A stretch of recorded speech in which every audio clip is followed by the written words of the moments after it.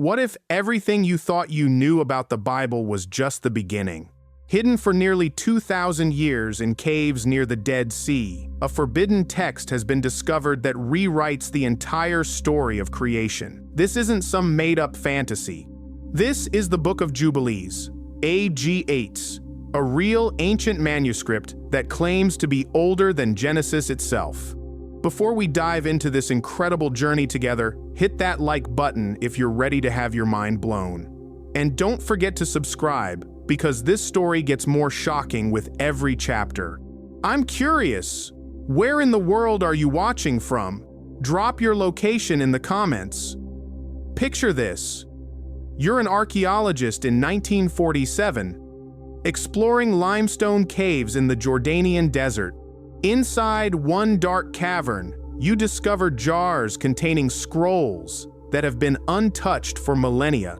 As you carefully unroll the ancient parchment, you realize you're holding something extraordinary, a book that fills in all the gaps Genesis never explained.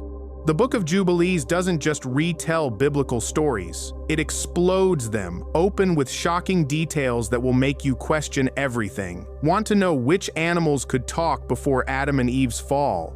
Jubilees tells you. Curious about what the angels were doing during creation? It's all there. Ever wondered why Cain's offering was rejected while Abel's was accepted? The answer will surprise you. But here's where it gets controversial. This ancient text claims that most of Christianity and Judaism have been following the wrong calendar for over 2,000 years. According to Jubilees, God established a perfect 364-day solar year, and anyone following lunar months or modern calendars is living in spiritual rebellion. Think about that for a moment. What if your Christmas, Easter, or other holy days are being celebrated on completely wrong dates? What if heaven itself operates on a different timeline than the one you've been taught? The Ethiopian Orthodox Church still considers Jubilees to be holy scripture, equal to Genesis and Exodus. They read it in their churches, study it in their schools, and live their lives according to its calendar. Meanwhile, most of the Western world has never even heard of it. Why was this book banned from the Bible? The answer involves religious politics, theological battles, and a text so rigid that it challenged the flexibility that growing faith communities needed to survive. But here's what's really fascinating and controversial. The Book of Jubilees presents a universe where everything is predetermined. Your birth date, your death date, even your daily choices are all written in heavenly tablets before you take your first breath. Free will exists, but only within boundaries set by cosmic law. This raises mind-bending questions. Are you reading these words right now because it was predetermined before the foundation of the world? Or do you have genuine choice in whether to keep watching?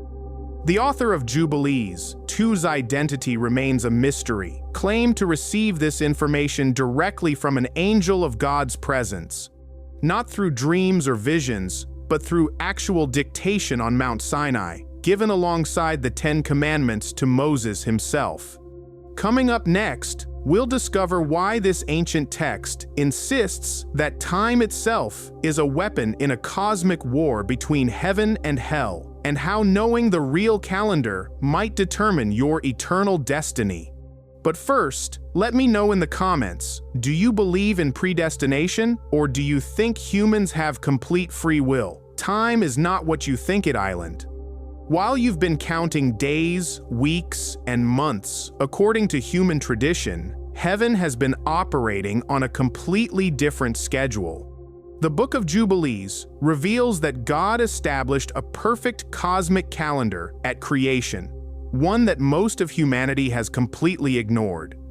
If you're finding this fascinating so far, smash that like button and let me know in the comments what you think about divine timing. Do you believe God has a specific schedule for world events?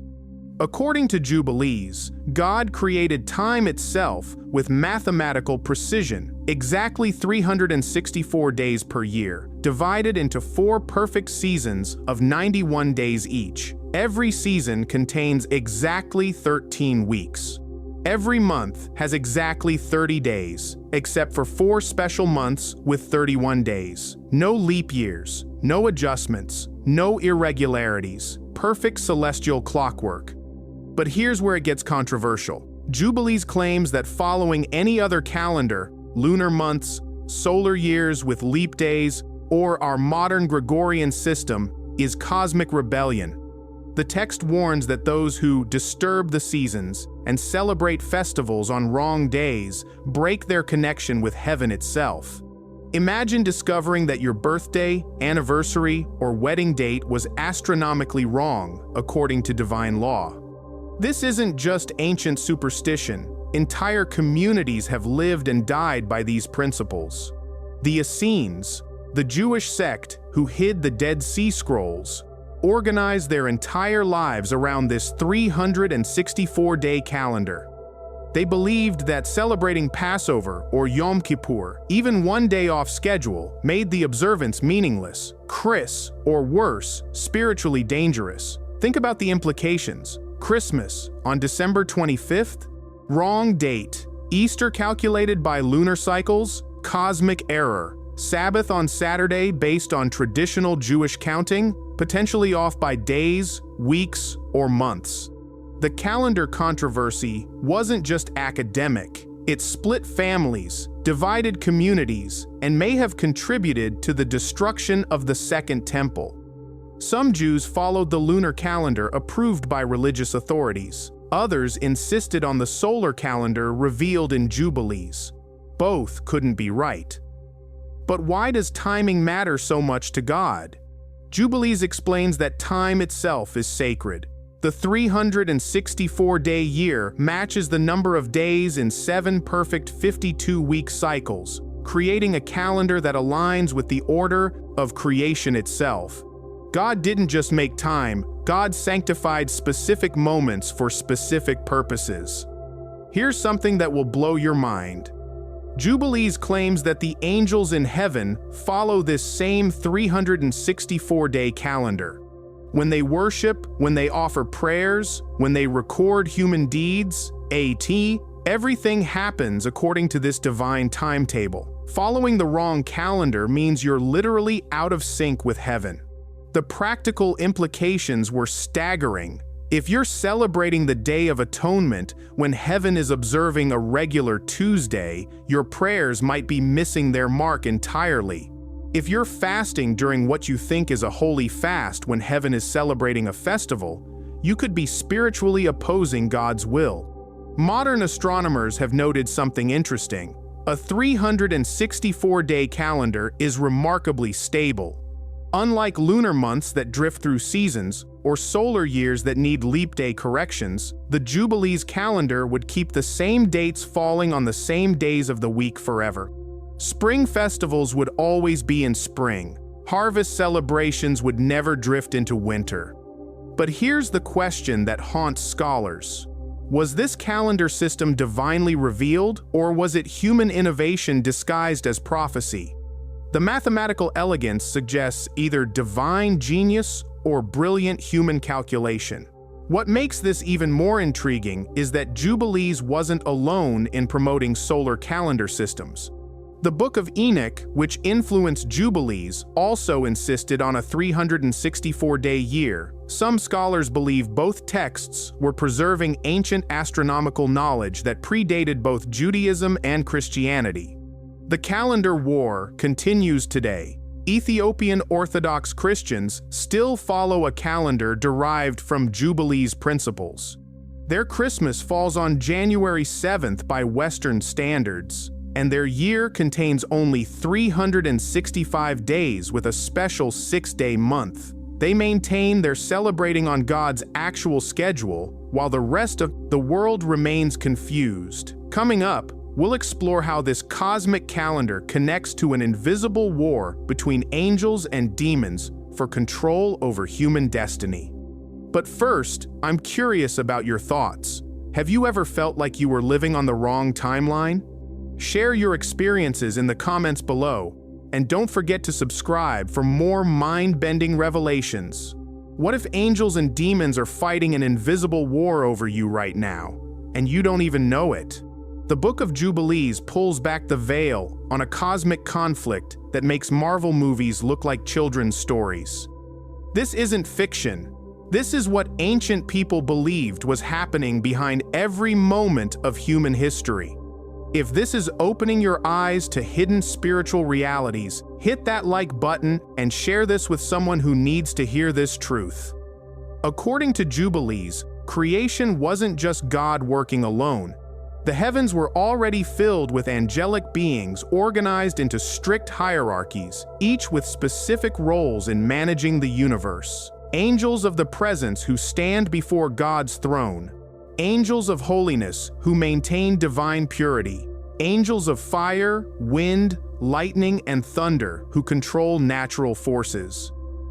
But here's where it gets absolutely fascinating and terrifying. Jubilees reveals that these angels don't just worship and sing. They're actively involved in human affairs, recording every single thing you do in heavenly books that will be opened on Judgment Day. Picture this. Right now, as you're watching this video, an angel is writing down that you chose to spend these minutes learning about forbidden biblical texts.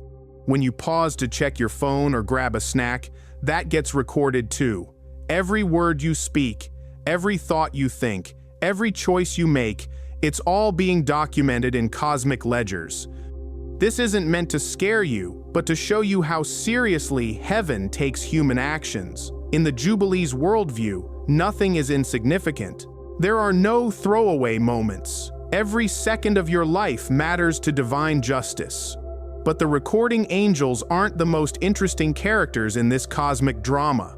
That honor belongs to a mysterious figure called Mastema, ASC, essentially Satan, but with an official job description.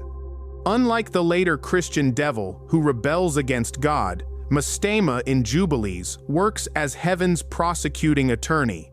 His role is to test humans, bring accusations against them, and see if they'll remain faithful under pressure. Think of him as a cosmic quality control inspector, making sure human devotion is genuine. Here's what's brilliant and disturbing about this setup. Evil serves God's purposes. When bad things happen to good people, it's not random chaos or divine abandonment. It's a planned test with specific objectives. Mastema can only do what God permits, but within those boundaries, he's ruthlessly efficient. The Book of Jubilees tells us that after Noah's flood, God bound most of the fallen angels who had corrupted humanity. But Mastema begged for mercy, not for himself, but for his ability to continue testing humans. Remarkably, God agreed. 1/10 of the evil spirits remained free to tempt and trial humanity. This raises uncomfortable questions about divine justice. If God deliberately allows evil to exist as a testing mechanism, what does that say about the nature of suffering? When you're going through difficult times, are you experiencing random misfortune, or are you in the middle of a cosmic examination? Jubilees presents a universe where spiritual forces are constantly influencing human choices. Good angels inspire righteous thoughts and actions. Evil spirits tempt toward sin and rebellion. But humans retain genuine freedom to choose which influences they'll follow. The text describes a complex spiritual ecosystem where angels and demons compete for human souls through everyday circumstances. That moment when you felt inexplicably drawn to help a difficult stranger? Angelic influence, that sudden urge to lie, cheat, or hurt someone? Demonic suggestion, the choice to follow through belongs entirely to you. What makes this angelic warfare particularly intense is its connection to the calendar controversy we discussed earlier. Jubilees suggests that following the wrong calendar doesn't just create inconvenience, it puts you on the wrong side of a cosmic battle. Angels of light guide those who observe God's true 364-day calendar and keep divine festivals on correct dates. Spirits of error lead those who follow human traditions and lunar calculations into deeper spiritual confusion. It's not just about scheduling, it's about allegiance. This creates a chilling scenario. What if most of Christianity and Judaism have been unknowingly led astray by deceptive spirits who convinced them to abandon heaven's true calendar? What if religious authorities throughout history have been sincere but systematically deceived? The Ethiopian Orthodox Church, which still follows Jubilees principles, believes exactly this. They maintain that they alone have preserved the authentic biblical calendar, while the rest of the world has fallen into calendrical heresy orchestrated by demons. But here's the question that keeps scholars debating. Is this angelology revealing divine truth, or is it human imagination trying to make sense of good and evil in the world? Coming up next, we'll explore how Adam and Eve's fall from paradise wasn't just about eating forbidden fruit, Timna. It was the opening battle in this cosmic war, with consequences that change the fundamental nature of reality itself. But before we continue, I want to hear from you. Have you ever felt like you were being influenced by invisible spiritual forces? Share your experiences in the comments. Paradise wasn't what you think it was. The Garden of Eden described in Jubilees wasn't just a beautiful garden, it was heaven's embassy on earth, a place where the physical and spiritual realms intersected. What happened there didn't just affect Adam and Eve, it changed the fundamental structure of reality itself. If you're discovering mind-blowing biblical secrets you never learned in Sunday school, show some love with that like button and subscribe for more hidden truths. According to Jubilees, Adam and Eve spent exactly 7 years in Eden, not days or months, but 7 complete years of perfect existence. During this time, they weren't just gardeners. They were priests serving in Earth's first temple, offering incense and worship that rose directly to God's throne. The text reveals details that Genesis never mentions. In Eden, Adam and Eve wore garments of light, 2PID, not physical clothing, but spiritual radiance that marked them as divine image bearers. They could speak with angels face to face. They understood the language of every creature. They possessed knowledge of astronomy, medicine, and natural sciences that wouldn't be rediscovered for millennia. But here's what's absolutely shocking. According to Jubilees, they weren't alone in paradise. The garden was populated with angels who taught them divine mysteries. Think of Eden as a cosmic university where humans received advanced education directly from heavenly beings. The serpent that tempted Eve wasn't just any snake. Jubilees reveals it was the most intelligent of all animals, capable of reasoning and speech.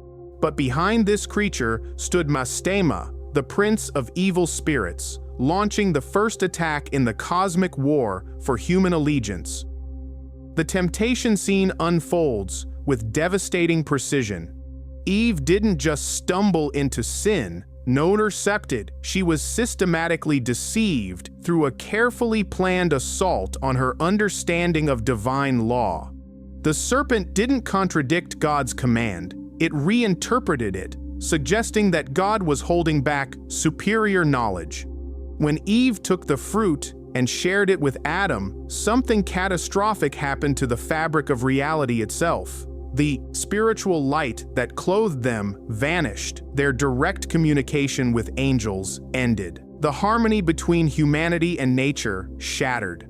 Most shocking of all, Jubilees tells us that many animals lost the ability to speak as judgment for witnessing humanity's rebellion. The entire natural world was demoted because it couldn't prevent the cosmic catastrophe unfolding in their midst. God's response wasn't just disappointment, it was the complete restructuring of earthly existence. Time itself changed. Before the fall, humans lived according to perfect divine rhythm. After the fall, they became subject to aging, disease, and death. The cosmic calendar that had governed their lives became something they could choose to follow or ignore. The expulsion from Eden carries details that will give you chills. Adam and Eve didn't just lose a home, they lost their cosmic citizenship. They went from being heaven's representatives on earth to exiles struggling to remember their divine origin. But here's what's beautiful about Jubilees' version of this story. God didn't abandon them. Before they left Eden, they were given two precious gifts.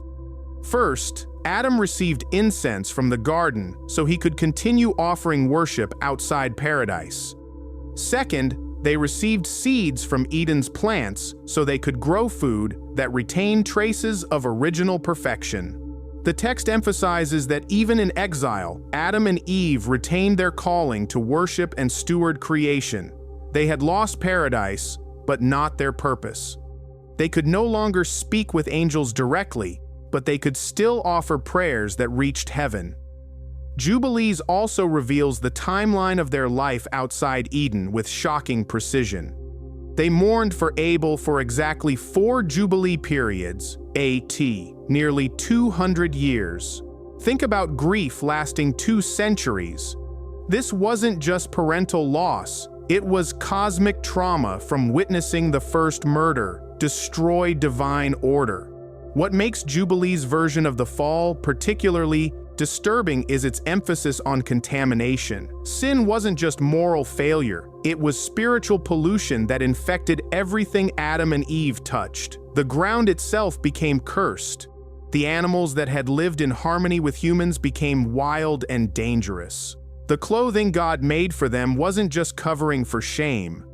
According to ancient interpreters of Jubilees, these garments of skin represented mortality itself, physical bodies subject to decay and death, replacing their original light bodies that were immune to aging. This raises profound questions about human nature. Are you essentially a spiritual being temporarily trapped in physical matter? Or are you a physical being with spiritual potential? Jubilees suggests you're a fallen light being, learning to function in a corrupted material world. The psychological impact of this interpretation is staggering. Every human being carries genetic memory of paradise lost. That deep longing for something more, that sense that the world isn't what it should be, that intuition that you were made for something greater, according to Jubilees. These feelings are accurate. You're homesick for Eden. But here's the hope hidden in this tragedy. The same cosmic forces that recorded humanity's fall are also tracking every step of the journey back to divine fellowship. The angels who witnessed the first sin are also documenting every act of faithfulness, every moment of repentance, every choice to align with heaven's purposes. Coming up, we'll explore how Cain's murder of Abel wasn't just sibling rivalry. It was the second major battle in the cosmic war, with consequences that split humanity into 2 distinct spiritual lineages. But first, let me ask you, do you ever feel homesick for a place you've never been? Share your thoughts in the comments below. The world's first murder wasn't about jealousy. It was about worship, Zeresters, and it set in motion a spiritual war that's still raging today. If you're ready to have your understanding of Cain and Abel completely revolutionized, hit that like button and let's dive into this shocking revelation together. According to the Book of Jubilees, Cain was 22 years old and Abel was 20 when the first murder stained human history. These weren't children acting on impulse. They were adult men who understood exactly what they were doing. The crime that followed was premeditated, calculated, and cosmically significant. The familiar story takes on terrifying new dimensions when Jubilees fills in the missing details. Both brothers brought offerings to God, but their sacrifices represented 2 completely different approaches to divine relationship. Abel offered the firstborn of his flock, Dial, the very best he had, given with genuine faith. Cain brought fruits from his harvest, but not his finest produce, and not with sincere devotion. Here's what's absolutely chilling. Jubilees reveals that the acceptance or rejection of their offerings was visible to human eyes. Abel's sacrifice produced smoke that rose straight to heaven in a perfect column. Cain's offering created smoke that drifted sideways, never reaching its intended destination. Imagine witnessing this supernatural phenomenon. Picture standing there, watching divine approval and disapproval made manifest in the very air. There was no question about which offering pleased God and which one fell short. But Cain didn't respond to this cosmic feedback with humility or repentance. Instead, he began plotting his brother's destruction. Jubilees emphasizes that this wasn't a sudden burst of anger. It was cold, calculated evil that festered in Cain's heart for an extended period. "Let's walk in the field," Cain suggested to Abel. Away from their parents' watchful eyes, away from any witnesses except the angels recording everything in heaven's books, Cain committed the first act of premeditated murder in human history. When Abel's blood hit the ground, something unprecedented happened. The earth itself became contaminated with innocent blood, creating a spiritual pollution that would affect agriculture for generations. The same soil that had produced Cain's rejected offering now bore witness to his ultimate act of rebellion. God's response reveals the cosmic significance of this crime. "Where is Abel, your brother?" This wasn't a question born of ignorance, it was a legal indictment. God was giving Cain one final opportunity to confess and repent before divine justice took its course. "Am I my brother's keeper?" Cain's response wasn't just defiant, it was a rejection of the fundamental principle that humans are responsible for each other's welfare. With these words, Cain declared independence from divine and social order. Jubilees provides the precise timeline of Cain's punishment. Exile began immediately, marked by a divine sign that would protect him from vigilante justice while ensuring his permanent separation from holy community. But here's what's particularly disturbing. Cain's descendants didn't just inherit his exile, they inherited his spiritual rebellion. The text traces Cain's lineage through multiple generations, showing how violence and godlessness multiplied exponentially. 4 generations later, Lamech killed both a man and a boy, boasting about his crimes in what scholars consider the first war song in human history. Meanwhile, Adam and Eve had another son, Seth, through whom a different spiritual lineage would develop. This wasn't just family genealogy, it was the beginning of 2 distinct human races. Descendants of Cain, who lived in rebellion against divine order, and descendants of Seth, who maintained some connection to heaven's purposes. What makes Jubilees' account particularly relevant to modern readers is its emphasis on the ongoing consequences of Cain's choice. The first murder didn't just take one life, 2s. It introduced a pattern of violence that would escalate through human history until God finally had to cleanse the world with Noah's flood. But here's the question that should haunt every reader. Which spiritual lineage do you belong to? Are you following Cain's pattern of self-centered rebellion or Seth's path of faithful obedience? The Book of Jubilees suggests that every human being must choose between these 2 approaches to life. You can offer your best to God with sincere faith, like Abel did, or you can give minimal effort while harboring resentment when your half-hearted attempts aren't rewarded, like Cain did. More disturbing still, Jubilees implies that your choice affects not just your own destiny, but the spiritual inheritance you pass to future generations. Cain's rebellion produced a family line that culminated in global violence. Seth's faithfulness preserved divine knowledge through generations until it reached Noah. The murder of Abel represents humanity's first fork in the road, the moment when 2 distinct approaches to God became clear.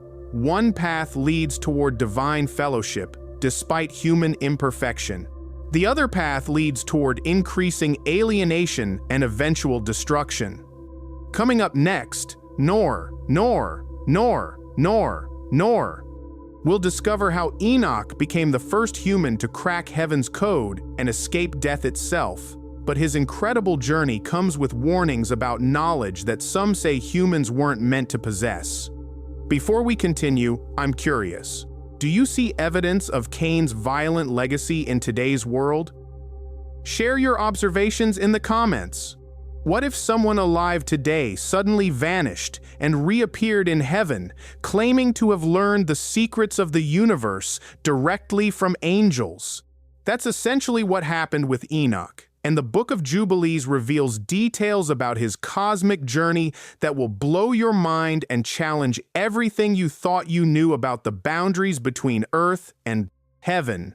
If you're ready to explore one of the Bible's most mysterious figures, smash that like button and buckle up for this incredible ride. According to Jubilees, Enoch wasn't just a good man who walked with God. He was humanity's first astronomer, mathematician, and prophet rolled into one extraordinary individual. Born in the 7th generation from Adam, his life was marked by sacred numbers from the very beginning. At age 12, barely a teenager by our standards, Enoch began to fear God with an intensity that separated him from everyone around him. While other children played games, Enoch was studying the movements of stars, tracking the phases of the moon, and trying to understand the mathematical precision behind creation's design. By age 65, something remarkable happened. Angels began appearing to Enoch, not in dreams or visions, but in face-to-face encounters. These weren't brief supernatural experiences. They were extended educational sessions where heavenly beings taught him secrets that humans weren't supposed to know. Think about this. While everyone else was struggling to survive in a world cursed by Adam's fall and Cain's violence, one man was receiving graduate-level education from the creators of the universe itself. The angels taught Enoch to read the heavens like a cosmic textbook. Every star had a name and purpose. Every constellation followed patterns established at creation. The sun, moon, and planets moved according to mathematical laws that revealed God's character and intentions. But Enoch learned far more than astronomy. The angels revealed to him the true calendar that God had established, NETUT, that perfect 364-day solar year we discussed earlier. They showed him how to calculate feast days, Sabbaths, and Jubilee periods with absolute precision. He became the first human timekeeper of divine chronology. Here's where Enoch's story becomes absolutely fascinating. He didn't just receive this knowledge for personal enlightenment. He was commissioned to preserve it for future generations. Jubilees tells us that Enoch was the first among men to learn writing and knowledge and wisdom, making him humanity's first author.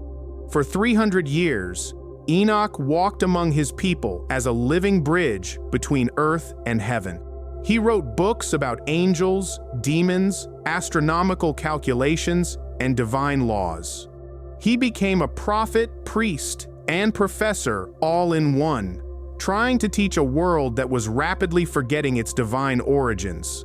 But here's what makes Enoch's mission particularly urgent. He was living during a time when fallen angels were corrupting humanity by sharing forbidden knowledge. While evil spirits taught humans warfare, vanity, and occult practices, Enoch countered with divine truth and proper worship. The contrast couldn't be more stark. Fallen angels were sharing knowledge that would ultimately destroy civilization. Holy angels were sharing knowledge that could save it. Enoch became the focal point of this cosmic battle for human enlightenment. In his 365th year, a number matching the days in a solar year, something unprecedented happened. Enoch didn't die. According to Jubilees, the earth released him, and he was taken directly to heaven, body and soul intact. But this wasn't just a reward for good behavior. Enoch's translation to heaven served a specific purpose in God's cosmic plan. Jubilees reveals that he was taken to the Garden of Eden, where he now serves as heaven's recording secretary, documenting every human deed for future judgment. Picture this. The man who mastered time on earth now exists outside time in heaven, keeping eternal records of temporal actions. The first astronomer became a cosmic accountant, tracking humanity's moral ledger with the same precision he once used to calculate celestial movements. Before leaving Earth, Enoch made a prophecy that chills the blood. He warned his son Methuselah about coming judgment, as a worldwide flood that would cleanse the earth of the corruption that fallen angels had introduced. Even this catastrophe had its appointed time in heaven's calendar. What makes Enoch's story particularly relevant to modern readers is its implication about hidden knowledge. Jubilees suggests that crucial information about time, worship, and divine law was given to humanity through Enoch, then gradually lost as people turned away from God.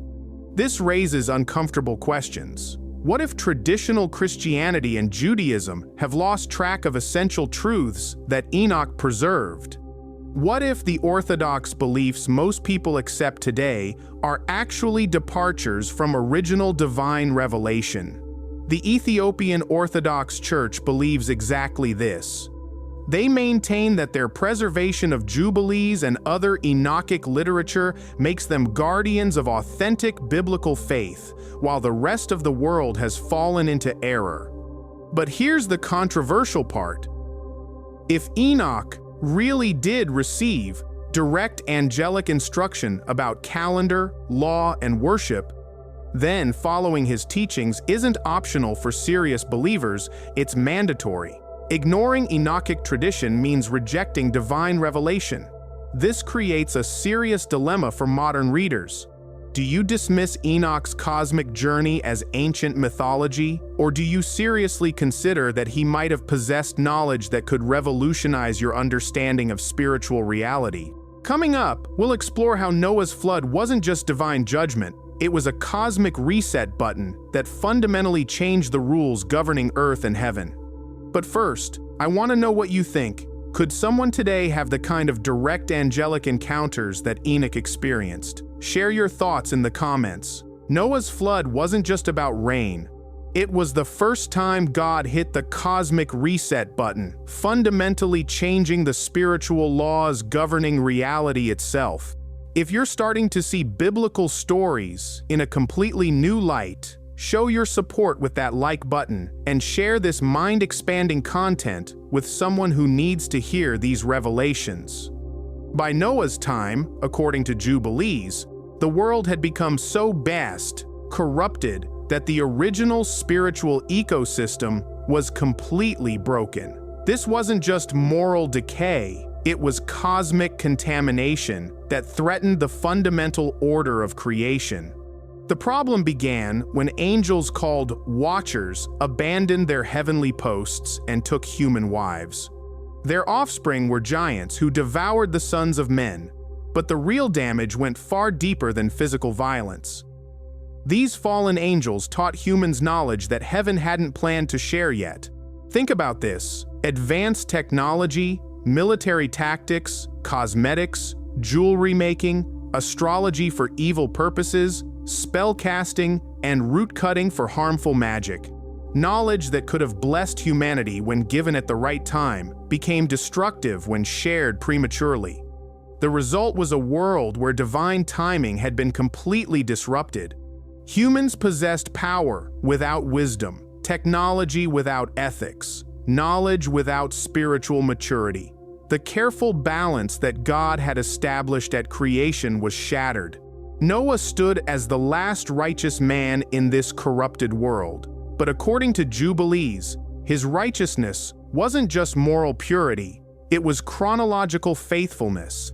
While everyone else had abandoned heaven's true calendar, Noah still marked time according to divine law. When God spoke to Noah about the coming flood, this wasn't a last-minute decision born of divine frustration. Jubilees emphasizes that the flood was scheduled in heaven's tablets from the beginning of time. The waters would come exactly when cosmic justice demanded. The ark wasn't just a boat, it was a floating temple built according to precise heavenly blueprints. Every measurement, every room, Every detail matched specifications given by angels.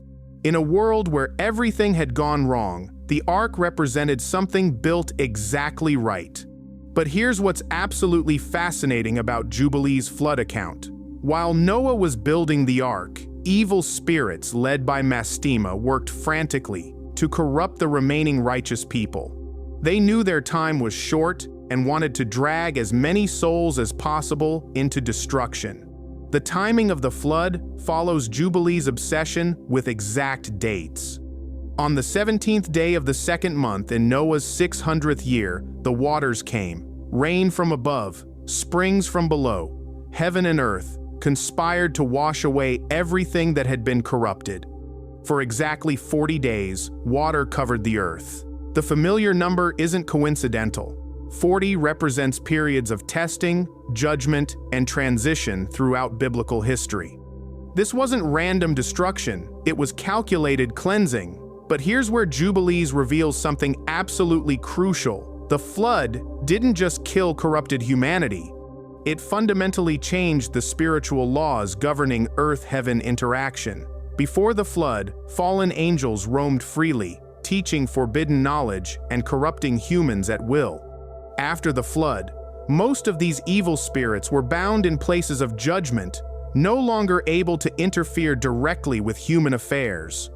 However, and this is chilling, Mastema, the prince of evil spirits, begged God for mercy, not for himself, but for his ability to continue testing humans. Incredibly, God agreed to let 1/10 of the demons remain free, while binding the other 9/10. Think about the implications. Evil still exists in our world, but it's operating under severe restrictions. The spiritual warfare you experience daily could be infinitely worse if God hadn't limited demonic power after the flood. When Noah emerged from the ark after exactly 1 year, he stepped into a fundamentally different world. The same physical laws applied, but the spiritual ecosystem had been reset. Humans would still face temptation, but not the overwhelming corruption that had made righteousness nearly impossible. Noah's first act was building an altar and offering sacrifice. The smoke rose straight to heaven, reminiscent of Abel's accepted prososum, offering, confirming that proper relationship between earth and heaven had been restored. God made a covenant with Noah, promising never again to destroy the earth with water. The rainbow became a sign of this promise, but according to Jubilees, it represented something more profound: God's commitment to work within the new spiritual framework rather than hitting the reset button again. Most significantly, God restored the true calendar that had been lost since Enoch's time. The perfect 364-day solar year was given to Noah as a divine gift, ensuring that at least one family line would maintain accurate timekeeping. This creates a sobering thought. What if our world today is approaching the same level of corruption that necessitated Noah's flood? The technology exists to destroy civilization multiple times over. Moral boundaries that previous generations considered absolute are dissolving. Knowledge is advancing faster than wisdom. The Book of Jubilees suggests that God's patience has limits, and those limits are written in heaven's timetable. The flood came exactly when scheduled. The next judgment will too. Coming up, we'll discover how Abraham received a cosmic revelation that would change everything about human relationship with the divine, ADT. But his rebellion against his father's idols was just the beginning of an even larger revolution. But first, what do you think? Are we living in another pre-flood era? Share your observations in the comments below. What if the father of faith was actually the world's first religious revolutionary, and his rebellion against his family's beliefs triggered events that are still shaping world history today? The Book of Jubilees presents Abraham not as a passive recipient of divine calling, but as an active seeker who cracked heaven's code through careful observation and courageous resistance to religious tradition. If you're ready to see Abraham in a completely new light, hit that like button and prepare to have your understanding of faith itself revolutionized. According to Jubilees, Abraham's spiritual awakening began not with God's voice, but with his own careful study of creation. As a young man in Ur of the Chaldees, he spent countless nights studying the movements of stars, tracking the cycles of moon and sun, searching for patterns that might reveal divine truth. While his father Terah made idols from clay and wood, Abraham was conducting the world's first scientific investigation into the nature of ultimate reality. What he discovered would challenge everything his culture believed about gods, worship, and divine power. At age 14, Abraham made a shocking discovery. The stars moved according to mathematical laws, not the whims of various deities. The sun's path through the sky followed predictable patterns that suggested one supreme intelligence behind all natural forces. The God his father was carving from wood couldn't possibly be controlling celestial mechanics. This wasn't just intellectual curiosity, it was dangerous heresy. In a culture where families worshipped household gods and city-states served patron deities, questioning the power of idols was social suicide. But Abraham couldn't unsee what he had discovered. One night, while Terah slept, Abraham took a wooden hammer and systematically destroyed every idol in his father's workshop. He left only the largest statue standing, carefully placing the hammer in its hand to create an obvious crime scene. When Terah discovered the destruction, he demanded answers. "The big idol did it," Abraham replied with perfect logic. "Look, the hammer is still in his hand." "Don't be ridiculous," Terah snapped. "These are just objects I made with my own hands. They have no power to move or act." "Then why?" Abraham asked quietly. "Do you worship what your own hands have shaped?" That question shattered more than wooden idols. It destroyed the entire religious worldview that had governed human civilization since Babel. If gods were human creations rather than cosmic forces, then everything people believed about divine power, prayer, and salvation was fundamentally wrong. But Abraham didn't stop with theological revolution.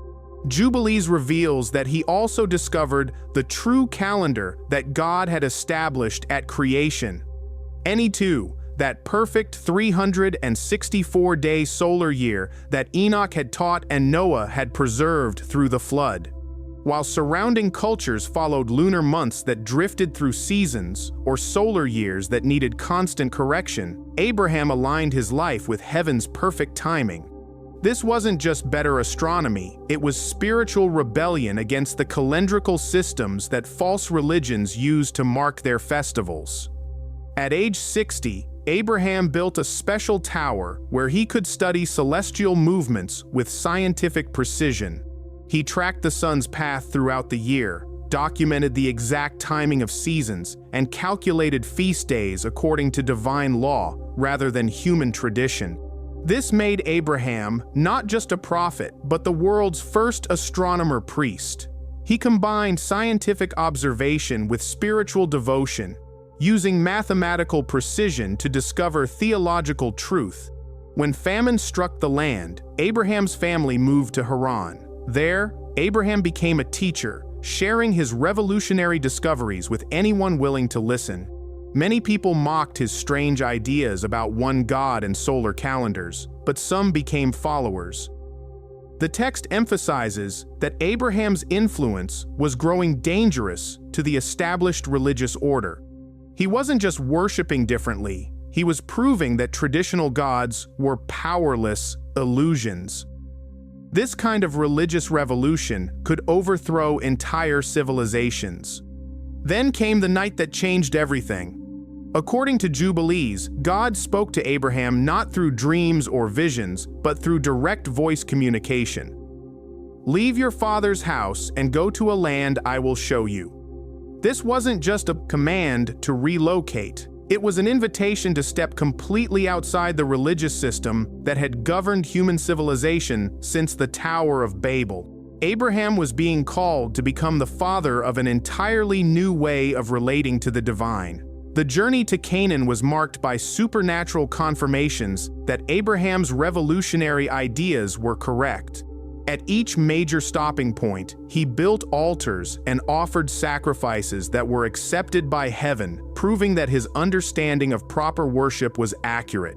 But here's what makes Abraham's story particularly relevant to modern readers. His rebellion against religious tradition wasn't motivated by pride or independence.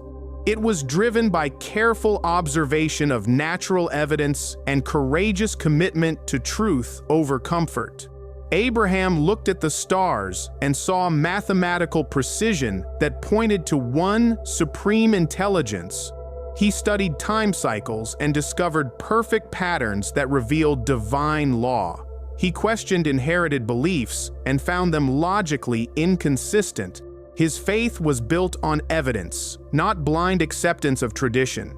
This creates a challenging model for contemporary believers. Are you following religious traditions because they're true or because they're familiar? Have you investigated the foundations of your beliefs, or are you worshiping inherited assumptions? Jubilees suggests that authentic faith requires the same kind of careful observation and courageous questioning that Abraham demonstrated. True worship aligns with divine reality, not human convention. Coming up, we'll explore how Moses received not just the Ten Commandments on Mount Sinai, but also the cosmic history that became the Book of Jubilees itself, and why this hidden revelation might be more important than the laws everyone knows about. But first, I'm curious, have you ever questioned religious traditions you inherited from family or culture? Share your experience in the comments. What if Moses received two revelations on Mount Sinai, Enoch, the famous 10 Commandments that everyone knows about, and a secret cosmic history that most people have never heard of? The Book of Jubilees claims to be that hidden revelation, dictated to Moses by an angel of God's presence during those mysterious 40 days and nights on the mountain. If this claim is true, it changes everything about biblical authority and divine communication. If you're ready to discover what might be the Bible's most important missing piece, show your support with that like button and prepare for revelations that could revolutionize your understanding of Scripture itself. According to Jubilees, while Moses waited in the cloud-covered peaks of Sinai, something extraordinary happened that Exodus never mentions. An angel of God's presence appeared with a cosmic assignment to dictate the complete history of the world from creation until that very moment. Take heed to all that I shall tell you on this mountain. The angel commanded Moses. And write it in a book so that your children's children might know I have not abandoned them. This wasn't just historical information, it was prophetic revelation about divine timing, cosmic justice, and the spiritual forces governing human history. The angel was reading directly from heaven's tablets, where all events, past and future, are recorded. Think about the implications. While Moses was receiving the famous law codes, he was simultaneously learning the cosmic context that would make those laws meaningful. The 10 Commandments were just the surface level of a much deeper revelation about reality itself. The angel explained that everything Moses was hearing had been predetermined before creation began. Adam's fall, Cain's murder, Noah's flood, Abraham's calling, Twi'leba, none of these were divine reactions to unexpected human choices. They were scheduled events in a cosmic drama written before the first day dawned. But here's what's particularly fascinating about this. Revelation. The angel emphasized that time itself was a sacred trust that humans had repeatedly violated. Most people were following wrong calendars, celebrating festivals on incorrect dates, and living completely out of sync with heaven's timing. Observe the days and the months and the seasons. The angel commanded Moses, if they change this order, they will disturb their seasons, and the years will be shifted from their time, and they will observe neither the festivals nor the Sabbaths in their proper seasons. This wasn't just about convenience or tradition. According to Jubilees, following the wrong calendar was cosmic rebellion that broke humanity's connection with divine order. Prayers offered on wrong dates might not reach heaven. Festivals celebrated at incorrect times could be spiritually meaningless or even dangerous. The angel revealed to Moses that this calendrical chaos was part of a larger spiritual warfare. Most of the angels assigned to govern nations after Babel had led their peoples into false timing systems. Only Israel had been kept under direct divine guidance to preserve the true calendar. Moses spent 40 days and nights writing down everything the angel dictated. This wasn't just the familiar law codes found in Exodus, Leviticus, Numbers, and Deuteronomy. It was the complete cosmic context that would help Israel understand their role in divine history. The revelation included detailed accounts of creation with angels present, the spiritual background of human rebellion, the cosmic significance of the patriarchs, and the predetermined schedule for future events. Moses was receiving both law and the theological framework that made the law meaningful. But here's where the story becomes controversial. Jubilees claims that this angelic revelation was as authoritative as the stone tablets containing the Ten Commandments. Both came from the same divine source during the same mountain experience. Both were meant to guide Israel's relationship with God. This raises uncomfortable questions about biblical canon. If Moses really did receive both the familiar Torah and the Book of Jubilees during the same revelation, why did most Jewish and Christian communities eventually reject Jubilees while preserving the rest? The answer involves religious politics, theological flexibility, and the challenge of maintaining rigid divine law in changing cultural circumstances. Jubilees allowed little room for adaptation or interpretation. Its calendar was fixed forever. Its laws were eternally unchangeable. Its view of predestination left minimal space for human freedom. As Jewish communities dispersed after the temple's destruction, they needed religious systems that could adapt to new circumstances. Jubilees' inflexibility made it impractical for communities trying to maintain identity while living under foreign rule. Similarly, early Christian communities found Jubilees problematic because its detailed legal requirements seemed to contradict Paul's teaching about freedom from law through Christ. Its emphasis on works and calendar observance appeared to undermine salvation by grace alone. Yet the Ethiopian Orthodox Church preserved Jubilees as equal to Genesis and Exodus, reading it in their churches and organizing their lives according to its calendar. They maintained that abandoning Jubilees meant losing crucial divine revelation that other churches had foolishly discarded. This creates a profound dilemma for modern readers. If Jubilees really was revealed to Moses alongside the Ten Commandments, then ignoring it means rejecting authentic divine communication. But if it's merely human speculation dressed up as prophecy, then following it could lead people away from true faith. The text itself seems aware of this controversy.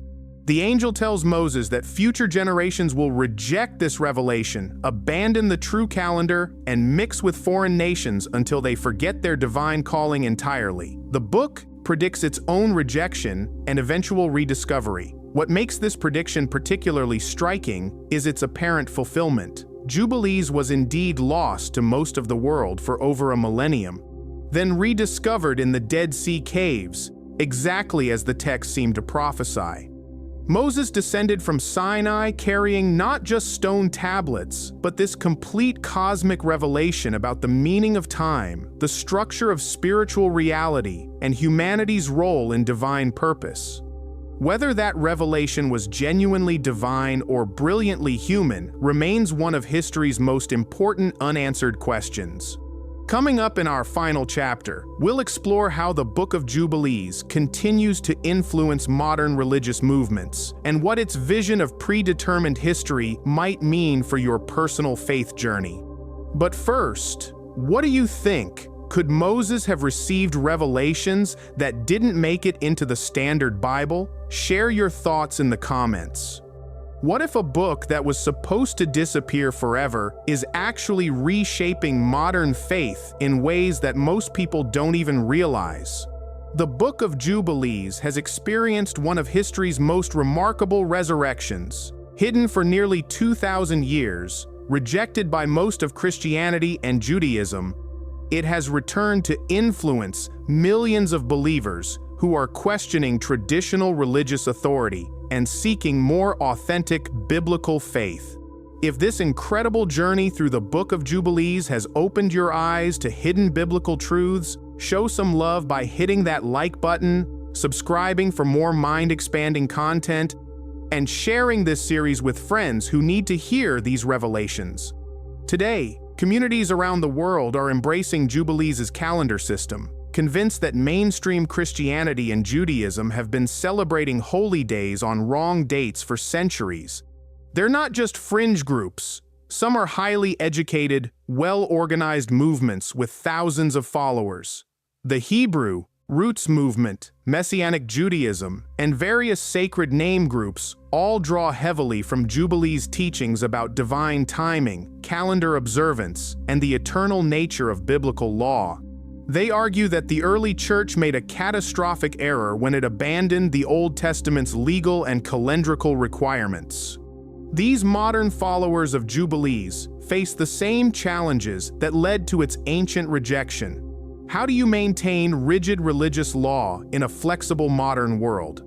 How do you celebrate biblical festivals when your solar calendar doesn't align with civil holidays? How do you build inclusive communities around exclusive theological claims? But their commitment runs deeper than practical difficulties.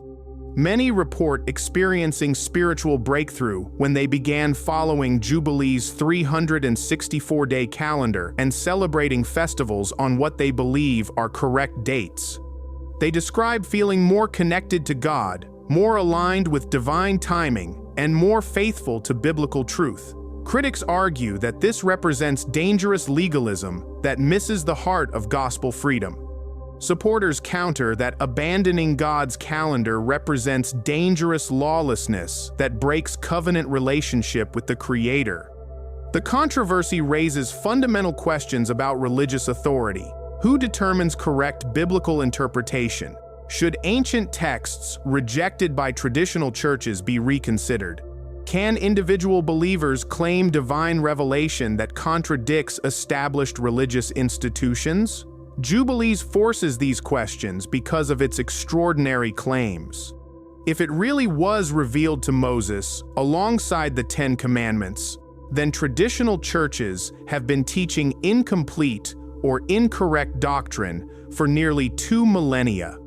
If it's merely human speculation, then millions of people are basing their spiritual lives on elaborate fiction. The manuscript evidence doesn't resolve the debate. The Dead Sea Scrolls prove that Jubilees was highly regarded by some ancient Jewish communities, but they also show that it never achieved universal acceptance. Ethiopian Christianity preserved it as scripture, but remained isolated from global theological development. What's particularly striking about modern Jubilees revival is its appeal to people seeking deeper biblical authenticity. In an age when many Christians feel disconnected from their faith's ancient roots, Jubilees offers a vision of Christianity that's more Jewish, more historically grounded, and more committed to divine law.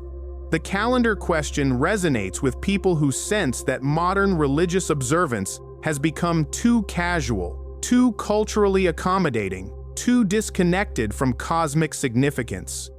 Jubilees promises that following God's true timing will restore spiritual power and divine blessing. But perhaps the most profound impact of Jubilees on modern faith relates to its vision of predetermined history. In a world that often feels chaotic and meaningless, the book offers assurance that everything, including personal struggles, serves divine purposes written in heaven before creation began. This predetermined worldview provides comfort to some believers while disturbing others. If your life circumstances were planned before you were born, are you responsible for your choices? If global events follow a cosmic script, Should you work for social change or simply accept divine will? Jubilees suggests that human freedom operates within predetermined boundaries. You have genuine choices, but those choices occur within a larger framework established by divine sovereignty. This tension between freedom and fate has captivated human imagination for millennia. The book's influence extends beyond religious communities into academic scholarship about Christian origins, Jewish sectarian development, and ancient Near Eastern calendar systems. Universities offer courses on Jubilees, recognizing its importance for understanding Second Temple Judaism and early Christian development. Archaeological discoveries continue to illuminate the book's historical context. Recent excavations have uncovered calendar texts, priestly documents, and ritual objects that support some of Jubilees' claims about ancient Jewish practice. Yet questions remain. Was Jubilees preserving authentic ancient traditions, or was it creating new ones? Did its authors have access to genuine prophetic revelation, or were they brilliant theological innovators? Can modern believers safely base their faith on texts that traditional churches rejected? These questions matter because Jubilees represents more than historical curiosity. It embodies a vision of faith that prioritizes divine law over human tradition, cosmic timing over cultural convenience, and predetermined destiny over autonomous choice. For those drawn to its message, Jubilees offers a path back to what they see as authentic biblical faith. For those who reject it, the book represents dangerous legalism that undermines gospel freedom. The debate continues, but one thing is clear: the Book of Jubilees refuses to remain buried. Like the ancient scrolls discovered in desert caves, it keeps emerging to challenge assumptions about Scripture, authority, and the nature of divine revelation itself. What do you think? Have these revelations changed how you understand biblical history and divine timing? Are you curious to explore Jubilees further? Or do you see dangers in following texts outside traditional biblical canon? Most importantly, if everything in your life really is predetermined, how does that change the choices you'll make today? Share your thoughts in the comments below, and don't forget to subscribe for more explorations into hidden biblical mysteries that could transform your understanding of faith itself.